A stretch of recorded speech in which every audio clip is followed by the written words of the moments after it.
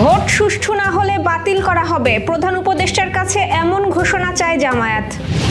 আন্তঃমন্ত্রণালয়ের বৈঠকে সংখ্যালঘুদের নিরাপত্তা সহ 22 ইস্যুতে নজর ইসির।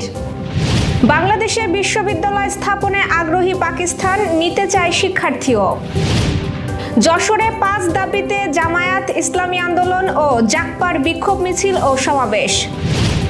বর্ণাঢ্য আয়োজনে যুবদলের 47তম প্রতিষ্ঠা বার্ষিকী উদযাপন। মোরেলগঞ্জে 3.5 কোটি টাকা ব্যয়ে আধুনিক সাইক্লোন শেল্টারের উদ্বোধন। দ্বিপাক্ষিক সম্পর্কে উন্নতি, 6 বছর পর সরাসরি ফ্লাইট চালু করল ভারত চীন। দর্শক, আমাদের রাতের আয়োজনে আপনাদের সাথে আছি আমি স্বপ্না দেবনাথ। শুনছিলেন প্রধান শিরোনাম। বিস্তারিততে যাওয়ার আগে আপডেট খবর পেতে গ্রামের কাগজের ইউটিউব চ্যানেল সাবস্ক্রাইব এবং ফেসবুক পেজ ফলো করে রাখুন।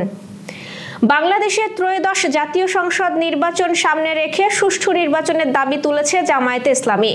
আজ প্রথম আলো কার্যালয়ে আয়োজিত গোলটেবিল বৈঠকে দলটির নায়েবে আমির সৈয়দ আব্দুল্লাহ মোহাম্মদ তাহের বলেন, জামায়াত প্রধান উপদেষ্টা অধ্যাপক মোহাম্মদ ইউনূসের কাছে আহ্বান জানিয়েছে যাতে তিনি ঘোষণা দেন ভোট সুষ্ঠু না হলে তা বাতিল করা হবে। তাহের জানান, প্রধান উপদেষ্টার সঙ্গে সাক্ষাতে জামায়াতের পক্ষ থেকে বলা হয়েছে রাজনৈতিক দলগুলোর সঙ্গে আলোচনায় বসে সুষ্ঠু নির্বাচনের প্রতিশ্রুতি দিতে হবে। সব দল আচরণবিধি মেনে চলবে, তা টেলিভিশনে প্রচার করতে হবে যাতে জনগণ দেখেন। এরপরও যদি নির্বাচন সুষ্ঠু না হয় তাহলে প্রধান উপদেষ্টা যেন সেই নির্বাচন বাতিল করে নতুন নির্বাচনের ঘোষণা দেন। তাহেরের ভাষায়, সুষ্ঠু নির্বাচন হলে যারা জিতবে তাদের গলায় মালা দেবে জামায়াত। তিনি বলেন, দেশের 54 বছরের ব্যর্থতার বড় কারণ হলো সুষ্ঠু নির্বাচন না হওয়া। আগামী নির্বাচন অবাধ ও অংশগ্রহণমূলক না হলে সেই ব্যর্থতা আরও বাড়বে। জামায়াত নেতা অভিযোগ করেন, দেশের নেতৃত্বের সংকট তৈরি হয়েছে, দুর্নীতি ও বৈষম্যে সমাজ পচে গেছে। তবে জুলাই অভ্যুত্থানকে তিনি ব্যতিক্রম বলে উল্লেখ করে বলেন, এই অভ্যুত্থানে 80% অংশগ্রহণকারী ছিলেন কৃষক, শ্রমিক ও দিনমজুর, কিন্তু তাদের দাবি এখনো উপেক্ষিত। ত্রয়োদশ জাতীয় সংসদ নির্বাচন অবাধ, সুষ্ঠু ও শান্তিপূর্ণভাবে আয়োজনের লক্ষ্যে সরকারের 31টি মন্ত্রণালয় ও বিভাগের সঙ্গে আন্তঃমন্ত্রণালয় বৈঠক ডেকেছে নির্বাচন কমিশন। আগামী 30 অক্টোবর বিকেল 3টায় রাজধানীর আগারগাঁওয়ে নির্বাচন ভবনে এই বৈঠক হবে। সভাপতিত্ব করবেন সিইসি এম নাসির উদ্দিন। এ বৈঠকে সংখ্যালঘুদের নিরাপত্তা সহ 22টি গুরুত্বপূর্ণ ইস্যুতে জোর দেওয়া হবে। ইসির প্রস্তুত করা কার্যপত্রে বলা হয়েছে, এবারের নির্বাচনে মোট ভোটার 12,62,00,000 লাখের বেশি, যা আগের বারের চেয়ে প্রায় 65 লাখ বেশি। দেশ জুড়ে 42,761টি কেন্দ্রে ভোট নেওয়া হবে, যেখান থেকে থাকবে প্রায় 2.5 লাখ ভোট কক্ষ। 22টি আলোচ্য বিষয়ের মধ্যে রয়েছে ভোট কেন্দ্রের অবকাঠামো উন্নয়ন, ভোট গ্রহণ কর্মকর্তার প্যানেল প্রস্তুত, পার্বত্য এলাকায় হেলিকপ্টার ব্যবহারের পরিকল্পনা, সচেতনতা কার্যক্রম, পর্যবেক্ষক নিয়োগে সহায়তা, ঋণ খেলাপি যাচাই, নির্বাহী ম্যাজিস্ট্রেট নিয়োগ, বিদ্যুৎ ও স্বাস্থ্যসেবা নিশ্চিতকরণ এবং সামাজিক মাধ্যমে ভুয়া তথ্য প্রতিরোধে এআই ব্যবহারের কৌশল। সবচেয়ে গুরুত্ব পাচ্ছে সংখ্যালঘু ও ক্ষুদ্র নৃগোষ্ঠী নিরাপত্তা, যাতে ভোটের আগে পরে কোনো সহিংসতা বা নাশকতা না ঘটে। ইসির আশা, সভার প্রস্তাব অনুযায়ী সংশ্লিষ্ট মন্ত্রণালয়গুলো প্রয়োজনীয় ব্যবস্থা নেবে যাতে 2026 সালের ফেব্রুয়ারির প্রথমার্ধেই সুষ্ঠু নির্বাচন সম্পন্ন করা যায়। 2 দশক পর বাংলাদেশ ও পাকিস্তান যৌথ অর্থনৈতিক কমিশনের 9ম বৈঠক অনুষ্ঠিত হয়েছে। বৈঠকে ঢাকা ও ইসলামাবাদ বাণিজ্য, কৃষি, তথ্য প্রযুক্তি, খাদ্য, জ্বালানি, ঔষধ ও যোগাযোগ সহ বিভিন্ন খাতে সহযোগিতা আরও জোরদারের বিষয়ে একমত পোষণ করেছে। বৈঠকে আলোচনার বিষয়ে সরকারের অর্থনৈতিক সম্পর্ক বিভাগ জানায়, পাকিস্তান বাংলাদেশি শিক্ষার্থীদের জন্য 500 নতুন বৃত্তি প্রদানের প্রস্তাব করেছে। দেশটি বাংলাদেশে তাদের একটি বিশ্ববিদ্যালয়ের ক্যাম্পাস স্থাপনে আগ্রহী। তাছাড়া সিকিউরিটি, প্রিন্টিং ও ব্যাংকিং খাতে সব মূল্যমানের ব্যাংক নোট, প্রাইস বন্ড ও অন্যান্য নিরাপত্তা সামগ্রী মুদ্রণে ব্যবহৃত নিরাপত্তাকালীর শতভাগ আন্তর্জাতিক উন্মুক্ত দরপত্রে অংশ নিতে চায় দেশটি। ব্যাংক খাতে কারিগরি প্রশিক্ষণও দিতে চায় পাকিস্তান। দক্ষিণ এশিয়ার 2 দেশের মধ্যে সর্বশেষ জেইসি বৈঠক হয়েছিল 2005 সালে। 2 দশক পর এই প্ল্যাটফর্মের পুনরায় কার্যক্রম শুরু হওয়াকে উভয় পক্ষই তাদের অর্থনৈতিক সম্পর্কের এক উল্লেখযোগ্য অগ্রগতি হিসেবে আখ্যায়িত করেছে। বৈঠকে বাংলাদেশের পক্ষে নেতৃত্ব দেন অর্থ উপদেষ্টা ডক্টর সালাউদ্দিন আহমেদ এবং পাকিস্তানের পক্ষে নেতৃত্ব দেন দেশটির পেট্রোলিয়াম মন্ত্রী আলী পারভেজ মালিক। যশোর সহ আঞ্চলিক সংবাদ। কেন্দ্র ঘোষিত কর্মসূচির অংশ হিসেবে যশোর শহরে বিক্ষোভ মিছিল ও সমাবেশ করেছে যুগপৎ আন্দোলনে অংশ নেওয়া দল, জামায়াত ইসলামী আন্দোলন ও জাতীয় গণতান্ত্রিক পার্টি। আনুপাতিক প্রতিনিধিত্ব বা পিআর পদ্ধতিতে নির্বাচন, জুলাই সনদের আইনি ভিত্তি সহ 5 দাবিতে এটি তাদের চতুর্থ পর্বের আন্দোলন ছিল। ভিন্ন ভিন্নভাবে দলগুলো যশোরে কর্মসূচি পালন করেছে। জামায়াতে ইসলামী যশোর জেলা শাখার উদ্যোগে বিকেলে শহরে বিক্ষোভ মিছিল ও সমাবেশ হয়। সমাবেশের সভাপতিত্ব করেন জেলা সেক্রেটারি অধ্যক্ষ মাওলানা আবু জাফর সিদ্দিক। ইসলামী আন্দোলন দরাটানা ভৈরব চত্বরে সমাবেশ শেষে শহরে বিক্ষোভ মিছিল করে। এদিকে জাগপার আয়োজনে শহরের দরাটানা থেকে মিছিল বের হয়। শহরের গুরুত্বপূর্ণ সড়ক প্রদক্ষিণ শেষে কোতোয়ালি থানার মোড়ে শেষ হয় র্যালি। সেখানে সংক্ষিপ্ত সমাবেশে বক্তব্য রাখেন জাতীয় গণতান্ত্রিক পার্টি জাগপার প্রেসিডিয়াম সদস্য, খুলনা বিভাগীয় প্রধান সমন্বয়ক এবং যশোর জেলার প্রতিষ্ঠাতা সভাপতি নিজামউদ্দিন।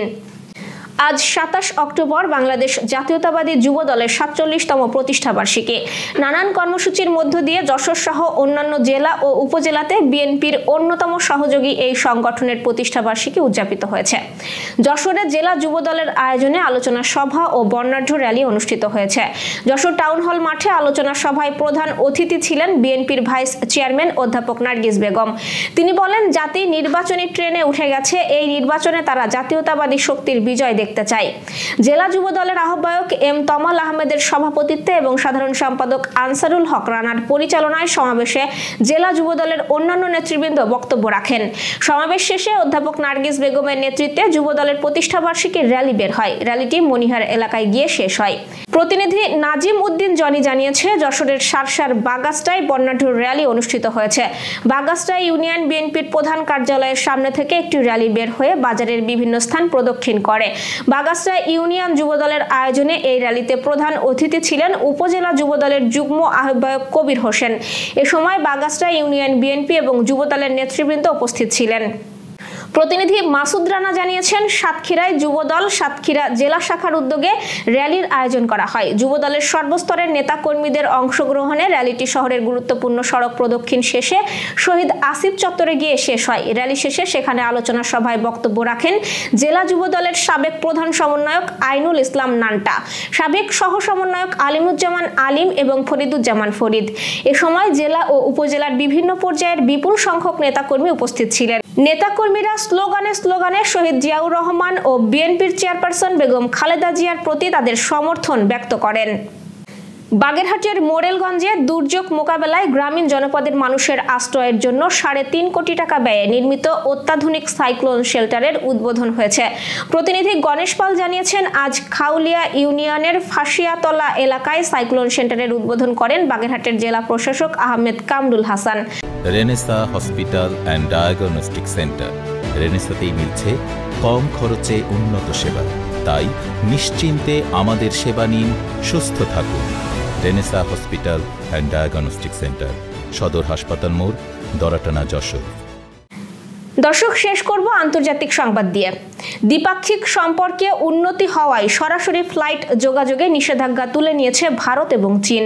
আজ কলকাতার বিমানবন্দর থেকে 180 জন যাত্রী নিয়ে রওনা হয়ে চীনের দক্ষিণাঞ্চলীয় শহর গুয়াংঝোতে অবতরণ করেছে ভারতীয় বিমান পরিষেবা সংস্থা ইন্ডিগো এয়ারলাইন্সের একটি ফ্লাইট। হিমালয় পার্বত্য এলাকায় অবস্থিত ভারতের বৃহত্তম কেন্দ্রশাসিত অঞ্চল লাদাখ নিয়ে বহু বছর ধরে বিরোধ চলছে ভারত ও চীনের মধ্যে। চীন লাদাখকে নিজেদের বলে দাবি করে, তবে ভারত বরাবরই এই দাবি প্রত্যাখ্যান করছে। 2020 সালের জুন মাসে লাদাখের গালোয়ান উপত্যকায় ভারত ও চীন সেনাদের মধ্যে ব্যাপক সংঘাত হয়। লাদাখ সীমান্তে আগ্নেয়াস্ত্র ব্যবহারের নিষেধাজ্ঞা থাকায় লাঠি, পাথর, ছুরি ও পেরেকযুক্ত লাঠি নিয়ে একে অপরের উপর ঝাঁপিয়ে পড়ে চীন ও ভারতীয় সেনারা। সেই সংঘাতে 20 জন ভারতীয় সেনা এবং বেশ কয়েকজন চীনা সেনা নিহত হয়েছিলেন। ওই সংঘাতের জেরে নয়াদিল্লি ও বেইজিং এর কূটনৈতিক সম্পর্কের ব্যাপক অবনতি ঘটে। চীন এর সঙ্গে সরাসরি ফ্লাইট যোগাযোগ স্থগিত করে ভারত। চীন পর্যটকদের ভিসা প্রদানও বন্ধ করে দেয়। তবে পরবর্তী বছরগুলোতে ধীরে ধীরে দুই দেশের মধ্যকার সম্পর্কের উন্নতি হতে থাকে এবং এই পথ ধরেই সীমান্ত অঞ্চলের প্রহরা সংক্রান্ত একটি চুক্তিতে পৌঁছায় নয়াদিল্লি, বেইজিং।